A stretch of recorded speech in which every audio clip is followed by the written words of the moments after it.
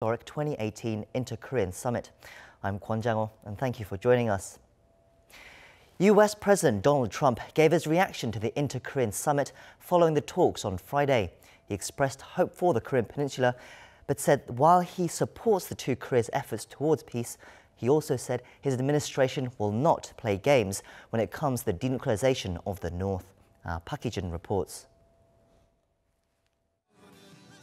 U.S. President Donald Trump on Friday congratulated South Korean President Moon Jae-in and North Korean leader Kim Jong-un on their groundbreaking summit. Here are his words of hope and optimism during a ceremony for the U.S. Olympic and Paralympic team at the White House. On the occasion of this week's meeting between President Moon and Kim Jong-un, I want to express my hope that all of the people of Korea, North Korea and South, can someday live in harmony, prosperity, and peace. And it looks like it could happen. Trump also said he's looking forward to meeting Kim in the coming weeks where they will seek denuclearization and that it should be quite something. He added that he hopes Olympic athletes will be able to compete on a Korean peninsula that is free of nuclear weapons.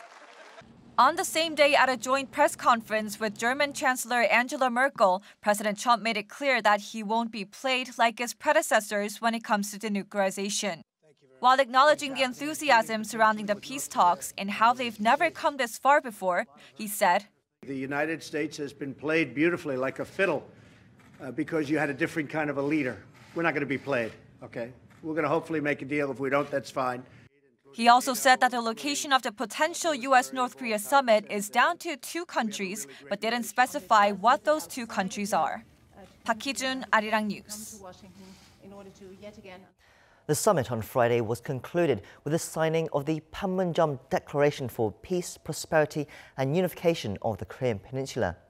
In it, the two leaders pledged to remove nuclear weapons from the Korean Peninsula. They also promised to turn the demilitarized zone between the two Koreas into a, quote, genuine peace zone and stop all hostile activities. Moon Gon-young has this report. A final peace and no nuclear arms. The leaders of South and North Korea embraced on Friday after agreeing to work towards the complete denuclearization of the Korean Peninsula on a day of smiles and handshakes at the historic Inter-Korean Summit in over a decade. 오늘 김정은 위원장과 나는 완전한 비핵화를 통해 핵 없는 한반도를 실현하는 것이 우리의 공동 목표라는 것을 확인했습니다. The fact that Moon Jae-in and Kim Jong-un spent so much time together and came up with a joint statement that even includes the word denuclearization marked a surprising development after a year of threats and missile launches that brought the specter of war back to the Korean Peninsula. The two Koreas also announced that they would work with the United States and China this year to declare an official end to the 1950s Korean War and seek an agreement to establish permanent and solid peace. 평화로운 땅에서 번영과 행복을 누리는 새 시대를 열어나갈 확고한 의지를 같이 하고 이를 위한 실천적 대책들을 합의하였습니다. The delegation includes promises to pursue phased arms reduction, seize hostile acts, transform their fortified border into a peace zone, and seek multilateral talks with other countries, including the United States. Even the most optimistic analysts were surprised at the scope of the agreement, noting in particular that Kim has now signed a document that includes the word denuclearization. But the North Korean leader did not mention denuclearization, and analysts warned that while the summit was a good first step, similar promises had been made before and much remained to be done to resolve the issue of the North atomic arsenal. In coming weeks, the North Korean leader is due to hold a much-anticipated meeting with U.S. President Donald Trump, who has demanded Pyongyang give up its weapons that will be crucial in shaping progress. Moon Gon-young, Arirang News. Lowering military tensions on the Korean Peninsula was another one of the three major agendas set by the leaders of South and North Korea.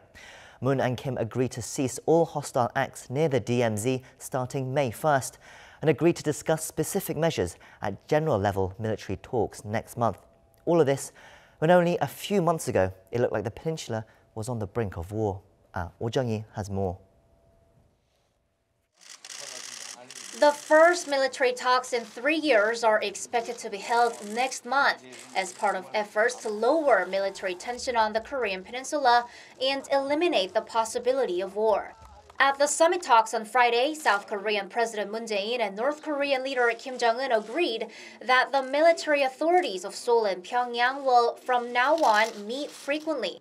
They sealed a deal to hold a general-level military talks in May for de-escalating tensions at both their land and maritime borders.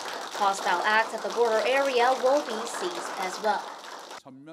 The two sides agreed to end all hostile acts near the military demarcation line as of May 1st. That includes turning off loudspeaker broadcasts and stopping the distribution of propaganda leaflets. We also agreed to transform the current demilitarized zone into a truly demilitarized peace zone. That involves simply carrying out what's already been stipulated in the 1953 Armistice Agreement, removing military forces in areas of up to 2 kilometers north and south of the inter-Korean border. If carried out, Seoul sees this as contributing greatly to preventing accidental clashes. At the joint press announcement after the talks, North Korean leader Kim Jong-un emphasized there should be no more confrontation between the two Koreas. 무엇보다도 온 결의가 전쟁 없는 평화로운 땅에서 번영과 행복을 누리는 새 시대를 열어나갈 확고한 의지를 같이 하고 이를 위한 실천적 대책들을 합의하였습니다. 이토록 지척에 살고 있는 우리는 대결하여 싸워야 할 이민족이 아니라 단합하여 화목하게 살아야 할 한 핏줄을 이은 한 민족입니다. The leaders of Seoul and Pyongyang reaffirmed their will to not use military force in any form and agreed to gradually disarm both sides of the border as they strive to alleviate military tension and make progress in building mutual trust. 오정희, Arirang News. The PANMUNJOM Declaration, signed and sealed on Friday by the leaders of the Koreas, also gives fresh hope to families separated by the Korean War. A reunion event has been agreed to take place in August, the first since 2015. Hwang Ho-jun has this report. For those who have been separated from their loved ones for more than half a century, it was an announcement that couldn't have come soon enough. The PANMUNJOM Declaration, the joint agreement reached Friday by South Korean President Moon Jae-in and North Korean leader Kim Jong-un, stipulates that the two Koreas will cooperate to swiftly resolve humanitarian issues resulted from the division of the nation. In other words, Seoul and Pyongyang will seek to resolve issues regarding the reunion of separated families by convening an inter-Korean Red Cross meeting. 더 늦기 전에 이산가족들의 만남이 시작될 것이며 고향을 방문하고 서신을 교환할 것입니다. The earliest reunion will take place this coming August 15th, which is the National Liberation Day or Gwangbokjeol. The two Koreas also agreed to actively implement the projects previously stipulated in past inter-Korean agreements to promote a balanced economic growth and co-prosperity. To start it all off, the two sides agreed to adopt practical steps to link and modernize railways and roads between them on the eastern side of the peninsula, as well as between Seoul and the city of Siniju in the northwest of North Korea. Along with these agreements, the two Koreas also decided to set up a permanent joint communication office in the North Korean city of Kaesong, in addition to the two existing liaison offices located on each side of the border. The move is to prevent miscommunications from hampering inter-Korean ties from here on and to accelerate the regularization of inter-Korean talks. Hwang Ho-jun, Arirang News. North Korea's state-run media reported on the inter-Korean summit on Saturday, a day after the summit took place.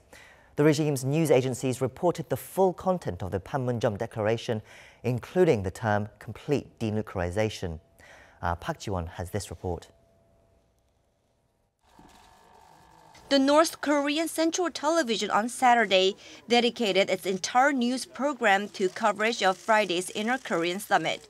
But rather than showing video images of the summit, 5 presenters delivered the details of the talks. The 25-minute program covered the summit chronologically, from the first encounter between the two leaders to the welcoming dinner, the two Koreas' farewells, and the full text of the PANMUNJOM Declaration, including the expression complete denuclearization.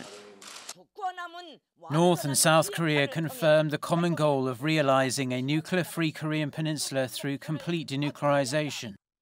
The wording used was almost identical to the declaration that Moon and Kim signed Friday evening, with a few minor changes, like changing the order of both countries to North and South Korea instead of South and North Korea, which was written in the original statement. North Korea's state newspaper Nodongshinmun also reported the summit in detail on Saturday. 4 out of its total of 6 pages covered the summit, containing more than 60 photos of Friday's historic event. The photos showed a wide range of images from the summit, and the newspaper also printed the entire text of the PANMUNJOM declaration, including the expression complete denuclearization. North Korea's state media, the Korean Central News Agency, also reported on the summit, saying the historic declaration will be a milestone which will promote the two Koreas' prosperity and unification. Park Ji-won, Arirang News. Now, over 3,000 members of the press from around the world were in South Korea to cover the summit. Lee Ji-won talked to some of them at the Media Press Center, set up especially for this occasion, about their most memorable moments. The pressure and work-related stress was palpable in the Summit Press Center, but there was also laughter and overwhelming emotions. It's a mixed atmosphere because I noticed that everybody's busy and exhausted in some way, but still everyone is so excited to witness this such a huge event in the world. Other than the actual summit talks, the two leaders did a lot of activities together and even surprised many with off-the-script gestures. I think everyone would agree that the first moment they met was the most impressive. It's the first time a North Korean leader crossed the border since the Korean War, and on top of their unprecedented meeting, President Moon stepped onto the North Korea's soil simply after a quick chat with Kim Jong-un. That shows how close and near the two Koreas actually are. When they walked on that bridge and sat down, this was probably the moment when they made history. When you saw the faces, they were really serious. They had something to talk about. Usually summits are just more or less pleasantries because everything has been decided in advance. During that time, they talked about something that is not clear yet for both. Kim Jong-un's smiles and small chats with President Moon also gave viewers an opportunity to appreciate a never-before-seen aspect of the North Korean leader. He got a sense of humor, and I think his attitude is very active or aggressive in a way, but not so offensive. So it's really good. It surprised me because I heard that he is strong and so determined. I mean, not in a very kind way. For me, this summit really changed my opinion toward him. Those who covered previous inter-Korean summits say the atmosphere between the leaders was much softer this time. The atmosphere was certainly different. I think now there is much more trust. President Moon has 4 years to go, so this is a good point. He has time to implement what they decide. But in terms of creating a new image for Kim on the international stage, some say there's still much to be done. Kim gave off a very positive image through the summit, but honestly, he wasn't really trusted by the international community until now. So it will take more time and effort to change his image, but I do think it will get better from now on. Though perspectives on the 2018 Inter-Korean Summit varied from individual to individual, the general consensus among the international pool of journalists seems to be that the summit was a success. Lee Ji-won, Arirang News. Now let's take a look at some other stories of the day. A Chinese military aircraft trespassed into South Korea's air defense identification zone for a few hours this Saturday without notifying Korea beforehand. Korea's Joint Chiefs of Staff said Saturday afternoon that the Chinese warplane was detected violating the KADIZ at around 10:44 Korean time. It flew over waters off the coast of Pohang in the southeast of Korea, all the way up to Gangneung in the northeast. The plane flew out of the zone at 2:33 p.m., almost 4 hours later. A Korean fighter jet was scrambled to closely monitor the Chinese aircraft's movements, but Beijing later claimed that the plane was conducting a normal flight training exercise within legal international airspace. Prime Minister Lee Nak-yeon confirmed on Saturday that all 3 South Koreans kidnapped by pirates in waters off Western Africa have been released safe and sound. The South Koreans were abducted in seas off Ghana on March 26th by an unidentified group of pirates while they were fishing. Negotiations began as soon as word got out that the crew members had been taken hostage. No further details about the circumstances of their release were made public, however. The crewmen will be moved to the South Korean warship that was dispatched to the area to help rescue them. Well, that's it from us here at the News Centre. Do tune in again for all the latest updates from Korea and the rest of the world. Thanks for watching. Goodbye.